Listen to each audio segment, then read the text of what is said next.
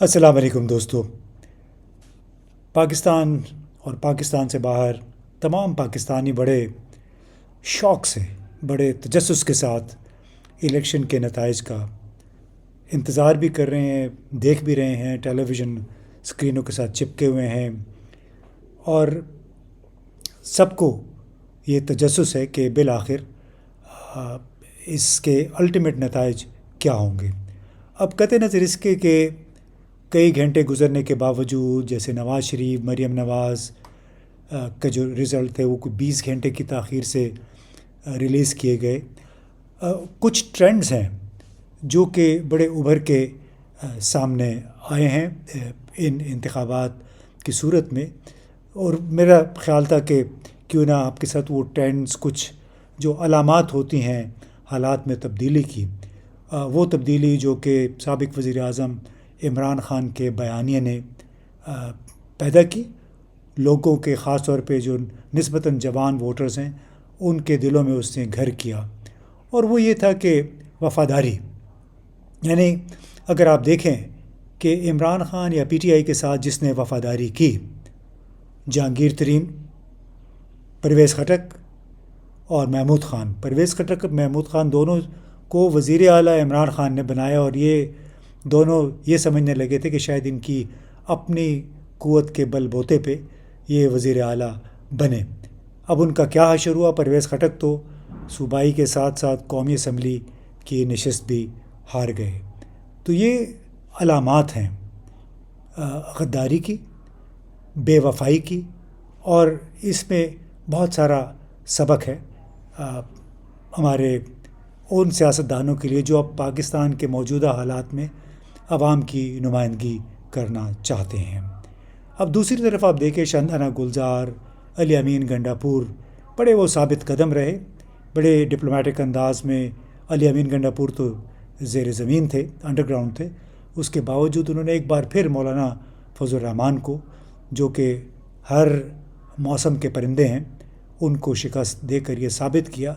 کہ بہرحال آپ کی آن گراؤنڈ مقبولیت یا قبولیت اسی وقت ہوتی ہے جب لوگ آپ کو قبول کریں، نہ کہ آپ کسی کے سہارے، کسی کے کندھوں پہ سوار ہو کے اپنی جیت حاصل کریں۔ اب فضل الرحمان کے لیے بھی ایک بہت بڑا سبق ہے کہ اکثر مقامات پہ ان کے امیدواروں کو شکست ہوئی ہے۔ یعنی ان کو یہ احساس کرنا چاہیے کہ انہوں نے جتنا دوغلا پن کیا، پی ایم ایل این کے ساتھ ملے، پیپلز پارٹی کے ساتھ ملے رہے، ہر حکومت میں، تقریباً ہر حکومت میں گزشتہ 20-22 برسوں کے دوران یہ رہے، اب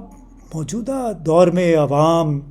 اس قسم کی منافقت کو، دوغلے پن کو قبول کرنے کو تیار نہیں۔ آپ کو ٹھیک ہے ووٹ مل جاتے ہیں،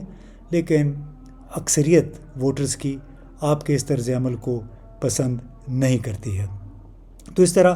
مولانا فضل الرحمان، جمعیت علماء اسلام، ان کے بلکہ بلاول بھٹو زرداری نے جے یو آئی کے سومرو صاحب کو ہرایا ہے لاڑکانہ میں، وہ تو چلے انڈرسٹوڈ بات تھی، لیکن ہوا کا رخ مولانا فضل الرحمان کی دوغلی سیاست کے خلاف ہے، ہوا کا رخ بے وفائی کرنے والوں کے خلاف چل رہا ہے۔ اور ایک اور اس حوالے سے ضروری ہے بات کرنی نواز شریف کی، کہ وہ لگتا ہے کہ ابھی بھی ماضی میں رہ رہے ہیں۔ اب دیکھیے ان کے لیے سب سے بڑا سبق ایبٹ آباد سے لے کے شانگلہ تک ان کی جو صفائی ہوئی ہے، یعنی یہ ٹریڈیشنلی روایتی طور پہ ان کے گڑھ سمجھے جاتے تھے، لیکن یہاں پہ جس انداز میں جن لوگوں نے اس پارٹی کی قیادت کی، مسلم لیگ کی، انہوں نے اس کو کہیں کا نہیں چھوڑا۔ پھر سردار مہتاب عباسی جو کہ بڑے پرانے ساتھی تھے نواز شریف کے، گورنر بھی رہے خیبر پختونخوا کے، وہ ان کو تنبیہ بھی کرتے رہے کہ آپ کچھ خیال کریں، پارٹی آپ کے ہاتھ سے نکلتی جا رہی ہے۔ لیکن دیکھیے ایبٹ آباد پورے ریجن میں ان کا صفایا ہو گیا، لیکن نواز شریف صاحب وہ آج بھی وہی 90 کی دہائی میں رہ رہے ہیں۔ جس طرح وہ یوتھ کے حوالے سے انہوں نے بات کی کہ ممی ڈیڈی کراؤڈ جو ہے وہ ادھر نہیں ہے بلکہ ہمارے ساتھ ہے، جس طرح وہ 4-5 روپے کی روٹی کی بات کرتے ہیں، انہیں یہ اندازہ نہیں ہے کہ اب گزشتہ 15-20 برسوں کے دوران پوری ایک نئی نسل بڑھی ہوئی ہے، باشعور ہے، اور وہ آج کی اور مستقبل کی بات سننا چاہتے ہیں. تو اس طرح جو نواز شریف کے ساتھ پنجاب کے کئی علاقوں میں دیکھیں عامر ڈوگر نے کس طرح استحکام پاکستان پارٹی کے جہانگیر ترین کو ہرایا 3 گنا ووٹوں سے. یہ بھی ایک بہت بڑا تازیانہ ہے جہانگیر ترین کے لیے، ان لوگوں کے لیے جنہوں نے یہ پارٹی کھڑی کی. ٹھیک ہے، اس میں کچھ الیکٹیبلز بھی تھے، وہ جیت گئے، لیکن اس جیت میں وہ جیت ظاہر ہے انڈسپیوٹڈ نہیں ہے، کیونکہ بہت سارے الزامات ہیں، اعداد و شمار کا ہیر پھیر ہے، اور جس انداز میں دیر سے رزلٹ جاری کیے گئے کئی گھنٹے 15-20 گھنٹے کے بعد، تو اس سے ظاہر تھا کہ ابتدا میں تو پی ٹی آئی کے جو حمایت یافتہ امیدوار تھے ان کو مل رہی تھی لیڈ مل رہی تھی، لیکن آہستہ آہستہ رات کے اندھیرے میں پھر صبح 4-5 بجے کے بعد سے پلڑا جو ہے وہ دوسری طرف جھک گیا. اب یہ سلسلہ کب تک چلے گا؟ بہت عرصے تک نہیں چل سکتا ہے، اور اس میں میرا خیال اسٹیبلشمنٹ وہ لوگ جو کہ تمام تر یہ رجیم چینج یا تبدیلی کے پیچھے کار فرما تھے، ان کو بھی احساس ہوا ہوگا کہ آپ کی مینیپولیٹ کرنے کی صلاحیت بھی اب محدود ہو کے رہ گئی ہے. اس کے ساتھ ساتھ آپ یہ بھی دیکھیے کہ شعیب شاہین، کیسر الہی اور ایسے بہت سارے امیدوار ہیں جنہوں نے اپنے ساتھ ہونے والی زیادتیوں کا ذکر کیا ثبوت کے ساتھ. انہی میں تیمور جھگڑا کا کیس بھی شامل ہے، اور انہوں نے باقاعدہ ٹویٹر پہ بھی یہ شیئر کیا ہے، آپ بھی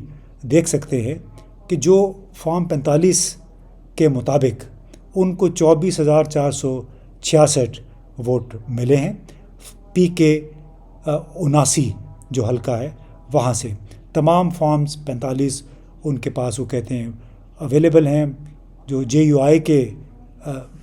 امیدوار ہیں ان کے مخالف 4,955 ووٹ ملے. کوئی پی ایم ایل این کے کوئی صاحب ہیں ان کو 1,611 ووٹ ملے، اور پی پی پی کو 1,113. تو اس قسم کی جو مثالیں ہیں اس کو لوگ دھاندلی نہیں بلکہ دھاندلا کہتے ہیں کہ کس طرح فارم 45 کی موجودگی کے باوجود جو جیتے ہوئے امیدوار تھے ان کی جیت کو شکست میں تبدیل کر دیا گیا. شعیب شاہین کے جس طرح نتائج روکے گئے، جو کچھ شہریار آفریدی کے ساتھ کیا گیا، بلکہ عامر مسعود جس کے لیے ہم نے ووٹ کیا یہاں اسلام آباد میں، مجھے اسلام آباد میں F11 F10 11 میں ایک بندہ نہیں ملا جو کہ مسلم لیگ کا ہو یا جو پی ٹی آئی کے خلاف ہو. لیکن جناب وہ عامر مسعود ہار گئے انجم وکیل سے، ایک پراپرٹی ڈیلر ہیں، فائنینسیئر ہیں پاکستان مسلم لیگ کے. بالآخر ان کو بھی جتوا دیا گیا. یعنی ایسے لوگوں کو لائیں جن کا اپنا ویژن کوئی نہ ہو، بس جن کا مطمع نظر کاروبار ہے، پیسے بنانا ہے. تو یہ نواز شریف کے لیے، ان کے گھرانے کے لیے بڑا لمحہ فکریہ ہے کہ اس دور میں 2024 سے آنورڈز لوگ اب خاندانی سیاست سے متنفر ہو گئے ہیں. وہی چہرے دیکھ دیکھ کے لوگ عاجز آ چکے ہیں، اور انہیں اب سوچنا ہوگا کہ وزارت عظمیٰ، وزارت اعلیٰ، بڑے بڑے عہدے کیا صرف ان کے خاندان تک ہی محدود رہیں گے. اس کے علاوہ ایک اور جو ٹرینڈ تھا وہ آپ نے دیکھا کہ جو N57 میں سیمابیہ طاہر صاحبہ تھیں، وہ دعویٰ کر رہی ہیں کہ فارم 45 کے مطابق وہ جیتی ہوئی ہیں. اس طرح شعیب شاہین بھی کہتے ہیں کہ فارم 45 کے مطابق وہ جیتے ہوئے ہیں، لیکن نتائج ان نتائج کے برعکس ہے جو کہ ان کے پاس فارم 45 کے اوپر موجود ہیں. اب اس سے کیا باتیں ظاہر ہوتی ہے؟ ٹرینڈ ایک اور جو اس سے ظاہر ہوتا ہے کہ الیکشن کمیشن جو کہ ایک مستقل ادارہ ہے، اتنی بڑی فوج ہے اس کے ملازمین کی، ایک انتہائی کمپرومائزڈ اور نالائق ادارہ ہے کہ آپ مستقل ادارہ ہونے کے باوجود اربوں روپے آپ پہ خرچ ہوتے ہیں، اور اس کے باوجود جس قسم کی شکایات سننے میں آئی ہیں، یعنی آپ اندازہ لگائی کہ کراچی جیسے شہر میں اربن سینٹرز میں آپ کے ریزلٹس 10-15 گھنٹے کے بعد آتے ہیں. تو یہ کس قسم کی تیاری کی ہوئی ہے آپ نے؟ پھر سب سے بڑا جو سوالیہ نشان اٹھا گیا، ایک تو ہے کہ تاخیر سے نتائج کا ریلیز کیا جا رہا. دوسرا جو الیکشن کے دن جس بھونڈے انداز میں انٹرنیٹ سروسز بند کی گئیں اور بلکہ موبائل ڈیٹا یعنی موبائل سروس بند کر دی گئی تھی، اور اس کے نتیجے میں آپ نے کس طرح عوام کو رابطوں میں بے بس کر دیا. خود ان کے اپنے جتنے الیکشن کمیشن کے ملازمین تھے، اہلکار تھے، وہ بھی بے بس ہو کے بیٹھ گئے. یعنی خدا نخواستہ کوئی ہنگامی صورتحال ہو جاتی ہے تو وہ بھی پھر رابطہ نہیں کر پاتے ہیں. تو معلوم نہیں دنیا بھر میں ہوتا یہ ہے کہ اس قسم کے مواقع پہ بجلی ہو یا موبائل ہو، اس انٹرنیٹ ہو، اس قسم کی سروسز کو زیادہ مؤثر بنانے کی کوشش کی جاتی ہے تاکہ رابطوں میں آسانی رہے. لیکن ہمارے ہاں کہتے بابا آدم ہی نرالا ہے، الٹی گنگا بہتی ہے. سیکیورٹی کے نام پہ آپ نے انٹرنیٹ بند کر دیا، حالانکہ انتخابات کے نتائج کو مینیپولیٹ کرنا، اس کے ساتھ انتخابی نتائج پہ اثر انداز ہونا اور لوگوں کو ڈسکریج کرنا یعنی ان کی حوصلہ افزائی کرنا، یہ بڑے میں سمجھتا ہوں عوامل تھے جو کہ کار فرما تھے موبائل سروسز کی بندش پہ. اور جھوٹ پہ جھوٹ پاکستان ٹیلی کام اتھارٹی بولتی کہ رات 12 بجے تک ہم اپنے F11 سیکٹر میں چیک کرتے رہے، انٹرنیٹ موبائل سروسز بحال نہیں ہوئی تھی. تو اس سے معلوم نہیں ہم شاید ابھی بھی 19ویں صدی میں رہ رہے ہیں اور یہ یقین کر بیٹھے ہیں کہ ہم جو اعداد و شمار عوام کو دیں گے اس پہ یقین کر لیا جائے گا. تو جناب ان اعداد و شمار پہ اب کوئی یقین نہیں کرتا. یہ نہیں ہو سکتا کہ رات 12-1 بجے تک ایک پارٹی بہت بڑی لیڈ سے کئی ہزار ووٹوں سے جیت رہا ہو اور چند گھنٹوں کے بعد وہی جیت ناکامی میں بدل جاتی ہے. تو یہ جو جیری مینڈرنگ اس کو کہتے ہیں کہ اعداد و شمار کا ہیر پھیر، یہ اب کوئی بہت زیادہ عرصہ چلنے والے نہیں ہے، نہ ہی اس کے ذریعے کوئی مستحکم قابل اعتماد حکومت قائم ہو سکتی ہے. جو ٹرینڈ لگ رہا ہے کہ وہ یہ کہ خان پارلیمنٹ کے ابتدائی سے یہ ایک اندازہ تھا کہ اگر الیکشن ہو گئے تو اس میں پی ٹی آئی یا پی ٹی آئی کے حمایت یافتہ شاید 25-30 لوگوں کو قومی اسمبلی میں آنے دیا جائے گا تاکہ وہ لوگ دنیا کو دکھایا جا سکے کہ ہم نے تمام پارٹیوں کو اجازت دی. حالانکہ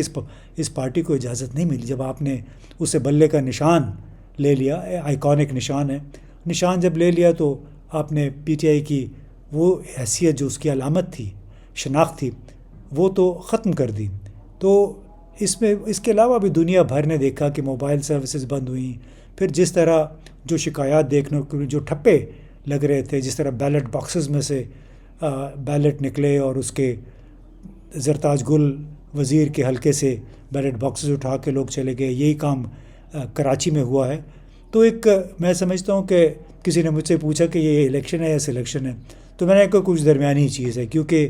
جہاں پہ یہ مناسب سمجھا جائے گا تو وہاں جو حزب مخالف ہے یعنی پی ٹی آئی ہے، اس کے امیدواروں کو تھوڑے سے ووٹوں کے فرق سے شاید ہرا دیا جائے گا تاکہ پتہ چلے کہ ہاں جی انہوں نے مقابلہ بہت خوب کیا.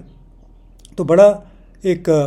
لمحہ فکریہ ہے پاکستان کے لیے، پاکستان کی مقتدر حلقوں کے لیے اور اس تمام قیادت کے لیے جو کہ سمجھتے ہیں کہ پاکستان